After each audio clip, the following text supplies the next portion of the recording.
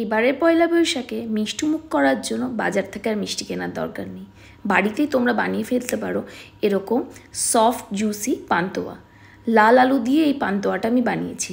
লাল আলুটা সেদ্ধ করে ভালো করে গ্রেট করে নিয়ে ওর মধ্যে অ্যাড করলাম কিছুটা ময়দা, সঙ্গে দিয়ে দিলাম বেশ খানিকটা গুঁড়ো দুধ।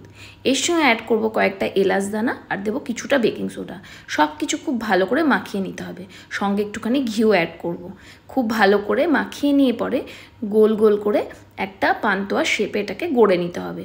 এরপর একটা প্যানের মধ্যে 2.5 কাপ মতো চিনি, কিছুটা জল আর এলাচ দানা দিয়ে একটা শিরা তৈরি করে নেবো। একটু লেবুর রসও দেবো যাতে করে একদম ট্রান্সপারেন্ট থাকে শিরাটা। এরপর একদম লো ফ্লেমে এই পান্তুয়াগুলো ভেজে নিতে হবে। তারপর ভেজে তুলে নিয়ে ওই শিরার মধ্যে দিয়ে দিতে হবে। 6 থেকে 7 ঘন্টায় শিরার মধ্যে দিলেই মিষ্টিগুলো ফুলে টইটুম্বুর হয়ে যাবে। এত সফট আর জুসি খেতে একবার অবশ্যই ট্রাই